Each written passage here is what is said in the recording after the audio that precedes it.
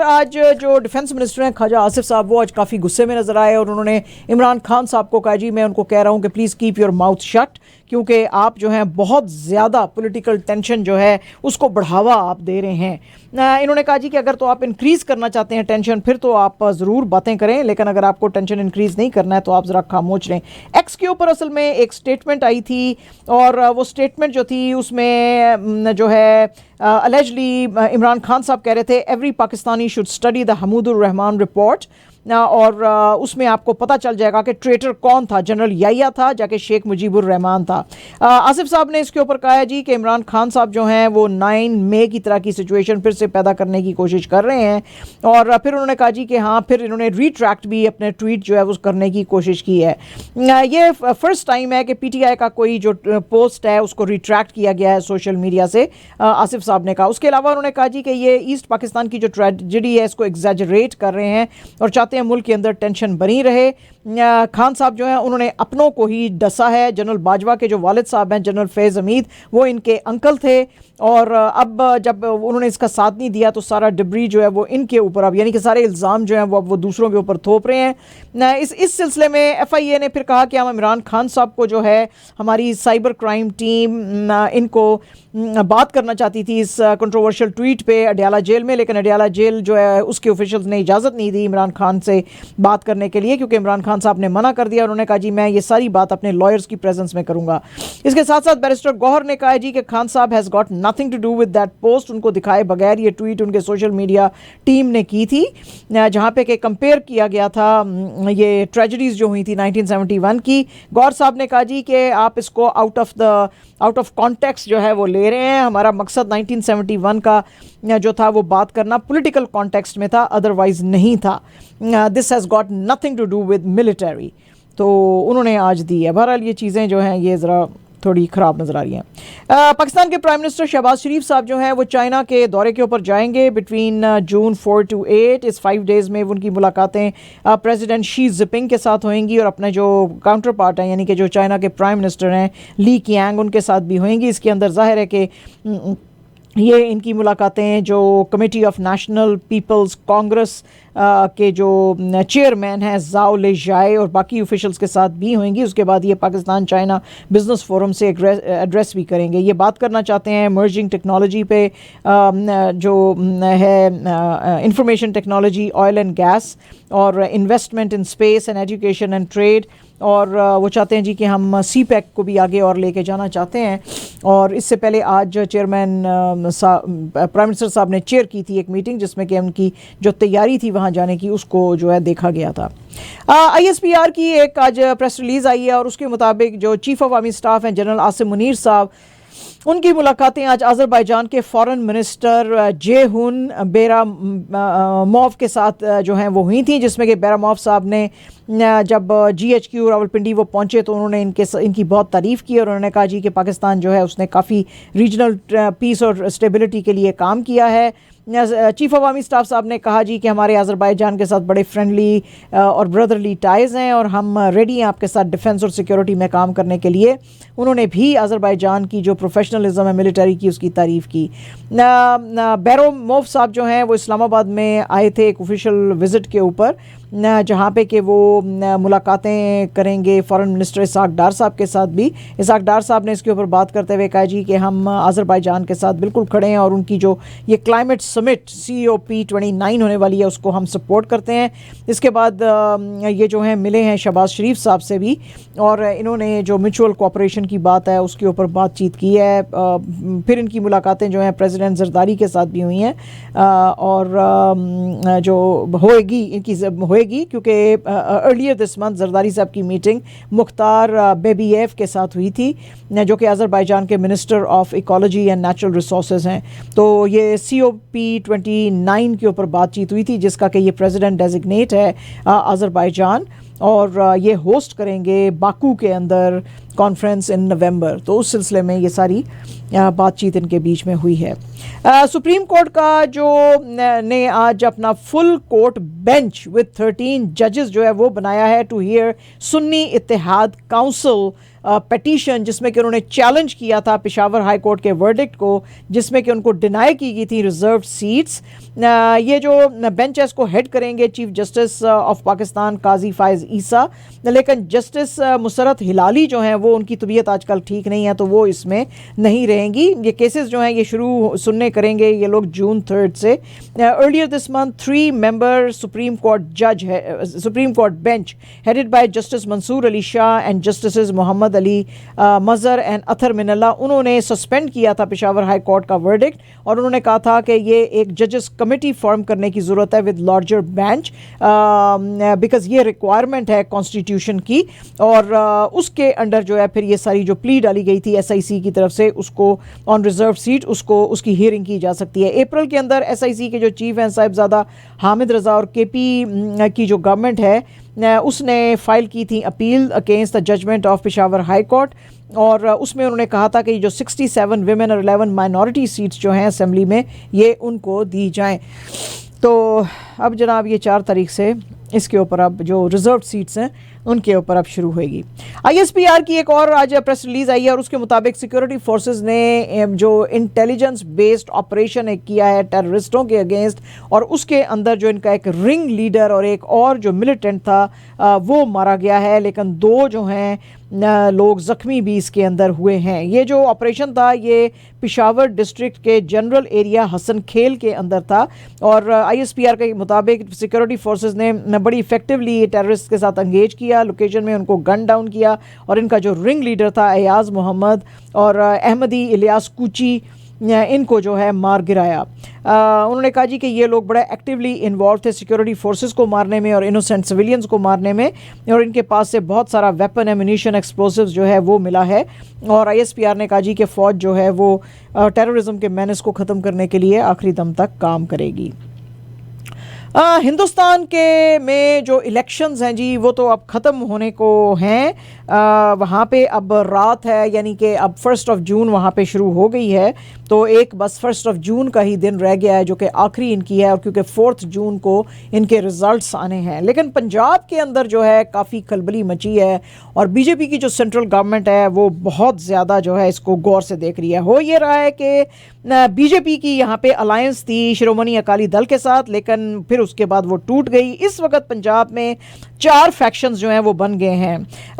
BJP है, शिरोमणि अकाली दल है, कांग्रेस है और आम आदमी पार्टी है। लेकिन एक 5वां जो फैक्शन है वो भी अब इधर नज़र आ रहा है और वो लोग हैं जिनको कि इंडियन गवर्नमेंट सिख रेडिकल्स कहती है या कि सिख सेपरेटिस्ट कहती है, जो कि खालिस्तान का जो है वो मुतालबा कर रहे हैं। इसमें जो सबसे बड़ा नाम सामने आ रहा है वो अमृतपाल सिंह का है। वैसे तो इनको जेल में रखा हुआ है आसाम की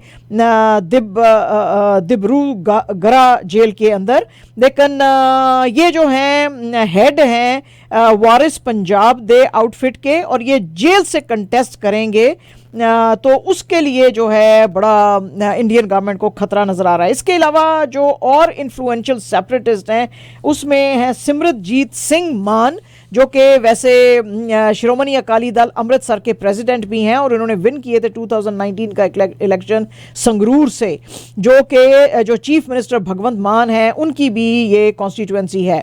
अमृतपाल जो है अलबत्ता एक एज एन इंडिपेंडेंट फाइट करेंगे खदूर साहब से और ये वो इलाका है जो कि बिल्कुल पाकिस्तान के साथ बॉर्डर करता है। इसके अलावा ये इन्होंने सिमरनजीत सिंह मान ने फील्ड किया है gangster turn politician Lakha Sidhana Bathinda से और एक और जो रेडिकल सिख कैंडिडेट है वो तो उसके ऊपर तो बहुत ही ज़्यादा लोगों की नज़रें हैं because he is the son of Beant Singh. Beant Singh आपको पता है 1 of 2 असैसिन्स थे जिन्होंने कि इंदिरा गांधी जी जो हैं उनको मारा था। वो भी as an independent Faridkot Lok Sabha constituency से जो है वो लड़ रहा है। लोगों की काफ़ी इसके साथ हमदर्दियां हैं क्योंकि ये नैरेटिव इसने ये बिल्ड किया हुआ है कि वो जो मिलिट्री एक्शन था गोल्डन टेम्पल के ऊपर in the first week of June 1984 Indian government का, उसका हमने बदला ले लिया है और लोग जो हैं विलेज के विलेज इसको इनवाइट कर रहे हैं, इससे बात कर रहे हैं और ये जो है बड़ा पॉपुलर है। इसके अलावा जो वो कहते हैं जी कि अमृतपाल है वो ये कह रहा है कि फार्मर्स का जो प्रोटेस्ट हुआ था उसके अंदर कोई भी गवर्नमेंट ने जो है वो काम नहीं किया था, तो वो भी जो है लोगों की नज़रों में काफ़ी आ रहा है। लेकिन कहते हैं कि ये रेडिकल्स जो हैं मेन स्ट्रीम पॉलिटिक्स में आ तो गए हैं, लेकिन इनका जीतना कोई इतना आसान नहीं है। अलबत्ता सेंटर की गवर्नमेंट जो है वो अब बड़ी परेशान है कि अगर फिर से ये रेडिकल्स भागे पंजाब में तो कहीं फिर से वो 1984 का दौर जो है वो ना आ जाए और खालिस्तान की मांग जो है वो तेज़ ना हो जाए।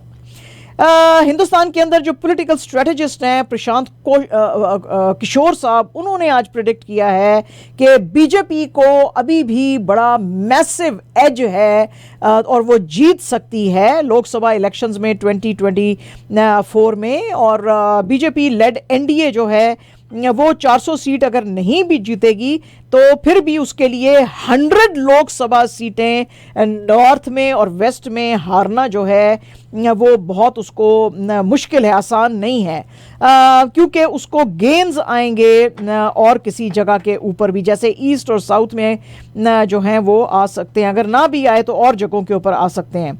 वो कहते हैं जी कि जैसे बिहार है, वेस्ट बंगाल, आसाम, उड़ीसा, तेलंगाना, आंध्र प्रदेश, तमिलनाडु और केरला जो है यहाँ पे 240 सीट्स हैं और बीजेपी जो है अगर वो 50 सीट्स भी कम लेगा तो वो बाकी की 300 सीट्स जो है नॉर्थ और वेस्ट में ले लेगा, जैसे कि बीजेपी जो है वो विन कर सकेगा 260 से 270 सीट्स। और अगर जो है इसकी वजह से ये सेंटर के अंदर मेजॉरिटी नहीं लूज करेंगे अनलेस एंड अनटिल जो ये 5 पार्टी इंडिया अलायंस है, Congress, SP, UP, RJD in Bihar, NCP, Shiv Sena, Congress alliance in Maharashtra, ये लोग जो हैं अगर 30% ज़्यादा वोट लेंगे इनसे तो फिर ये जो है बीजेपी हारेगी। In south and east BJP का जो वोट शेयर है वो इनफैक्ट बड़ा है, तो लग नहीं रहा है कि इंडिया अलायंस उनको कुछ ज़्यादा डेंट दे सकेगी। ये बहरहाल जी प्रशांत किशोर की प्रेडिक्शंस हैं। वो कहते हैं जी कि होता तो सारा कुछ इलेक्शन डे पे है, अलबत्ता हम तो सिर्फ इतना ही कह सकते हैं कि कोई किसी के ज़्यादा चांसेस हैं जीतने के और किसी के कम हैं। प्रशांत किशोर के बारे में अगर आपको पता हो, ये जिस भी पॉलिटिकल पार्टी के बनाते रहे हैं पिछले इलेक्शंस में स्ट्रेटजीज़, वो पार्टीज़ जो हैं वो जीतती रही हैं और इनको कांग्रेस ने भी जो है हायर करने की कोशिश की थी, लेकिन ये कांग्रेस के लिए इन्होंने काम नहीं किया है। तो काफ़ी इनकी प्रेडिक्शंस भी और काम भी जो होता है वो ठीक कुछ होता है, लेकिन बहरहाल देखेंगे। अभी मेरी प्रेडिक्शन ये है कि मोदी जी को बिल्कुल मेजॉरिटी इस दफ़ा नहीं मिलेगी और मेरा भी यही ख्याल है कि 250 के करीब उनको सीट्स मिलेंगी और उनको अलायंस बनानी पड़ेगी, विच मीन्स के माइनॉरिटी गवर्नमेंट ये बनाएंगे और माइनॉरिटी गवर्नमेंट की वजह से इनकी पोजीशन जो पिछले 2 इलेक्शंस में बड़ी स्ट्रांग थी वैसी नहीं रहेगी, तो काफ़ी इनको हेडेक्स मिलेंगे। और कांग्रेस को या इंडिया अलायंस को थोड़ा सा जोर लगाने की ज़रूरत है, अगर वो लगाएं तो वो जीत सकते हैं। और ये जो बड़ा उसको राहुल गांधी को पप्पू कहते थे ना जी, वो पप्पू जो है उसने अपनी वर्थ अब जो है वो बिल्कुल अपनी बता दी है कि इतना भी पप्पू नहीं है वो, जैसे कि वो लड़की थी ना इतनी भी भोली नहीं थी जब मौलवी साहब उसको बुलाते, इसीलिए इसी तरह जो है वो राहुल गांधी ने भी बता दिया मैं इतना पप्पू भी नहीं हूँ, तो काफ़ी वो ग्रूम हो गया वैसे तो वैसे। अच्छा जनाब, ये आपको पता ही है कि मलाइका अरोरा खान और अर्जुन कपूर के बीच में काफ़ी लंबे अरसे से बड़ा प्यार चल रहा था, क्योंकि मलाइका अरोरा खान ने सलमान खान का जो भाई के साथ ब्याही हुई थी ये अरबाज के साथ, उसको छोड़ के और इस यंग लड़के के साथ अफेयर में पड़ गई थी और ऑफिशियली अपने रिलेशनशिप को 2018 में इन्होंने अनाउंस किया था। अब खबरें कुछ ऐसी आ रही हैं जैसे कि इनके बीच में कुछ स्प्लिट आ गया है। पिंक विला की एक रिपोर्ट आई थी कि उसमें इन्होंने कहा था जी कि हमारा रिलेशनशिप बड़ा स्पेशल है और हम दोनों के दिल में एक दूसरे के लिए बड़ी खास जगह रहेगी, लेकिन अब हम जो है एक दूसरे से अलहदा हो रहे हैं बड़े डिग्निफाइड मैनर में और कोई भी मीडिया जो है हमारे रिलेशनशिप को ड्रैग करने की या डाइसेक्ट करने की कोशिश ना करे। अलबत्ता आज मीडिया के कुछ सेक्शंस ने जिस वक्त मलाइका अरोरा खान के जो है वो मैनेजर से पूछा तो उन्होंने कहा कि नहीं ऐसा कुछ भी नहीं है, ये सिर्फ र्यूमर्स हैं। तो अब अगर र्यूमर्स हैं क्या तो है, गलत क्या है वो तो अब थोड़े दिनों में पता चल जाएगा। आज इम्तियाज़ अली जो हैं उन्होंने रणवीर कपूर की बड़ी तारीफ़ की है। उन्होंने कहा जी कि ग्रेट जो एक्टर होता है उसके अंदर एम्पैथी होना बहुत ज़्यादा ज़रूरी है और इसके अंदर बड़े ज़बरदस्त एक्टिंग स्किल्स के साथ बहुत ज़्यादा ये जो है इसकी ह्यूमन साइकी की इसको अंडरस्टैंडिंग है, ये लोगों में इंटरेस्टेड है, अपने फैंस से ज़्यादा ये अपने फैंस के अंदर इंटरेस्टेड है। और ये बड़ी जो है आम लोगों जैसी बातें करता है, कोई सितारों जैसी बातें नहीं करता जैसे स्टार्स करते हैं। जैसे कि लोग जब इसके आसपास आते हैं, जो इसके कैमरामैन या दूसरे लोग होते हैं, उनको कहता है कि आप कहाँ से आ रहे हो, आपने आज बस पकड़ी थी, आज सुबह आपने क्या खाया था। तो वो कहते हैं जी ऐसे क्वेश्चंस वही कर सकता है जिसका इंटरेस्ट ह्यूमंस के अंदर होता है।